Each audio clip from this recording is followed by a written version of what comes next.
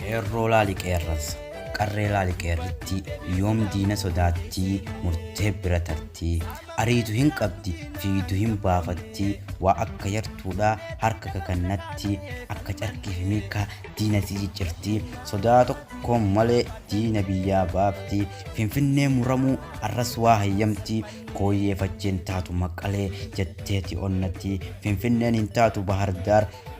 jetti falmatti waa diina gabbartii jawaar fafakkaatti waa yartuu baqatti lammaadha abdatti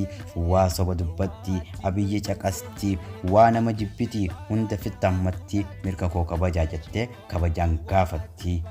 waa akka jaratti qawween nama bulchitii kanaaf addunyaan hundi Dr. Abiy faarsitii jajjinuu dhumate ammal haa jedhure jara sadeen tokkoof xiqqoo waa jedhure Abiyyi kobbaa biyyaa gootummaa Oromoo addunyaadhaaf ibsuuf iyyaa inni goota inni leenca ilma Oromtichaa Dr. Abiy malee entu biyya tolchaa yaalammaa magarsaa maal jedheen si faarsaa goota diinaaf summii kan sabaaf riqichaa maalifan dubbii dhadheeressa wallaahi billaahi dhugaan lammaan Oromtichaa hedduun ajaa'ibe nama akka Jawaar barbaadeetiin dhabee osoo qawween tahin sammuudhaan qabsaawee daandii bilisummaa qeerroo Oromoof saaqee osoo soban tahin dhugaadhaaf qabsaawee karra 4 kiiloo Dr. Abiy saaqee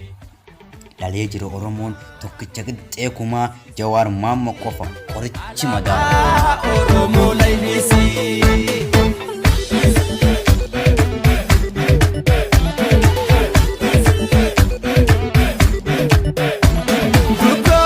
duko ayya duko nyaata murtii bultoo duko ayya duko ayya duko soora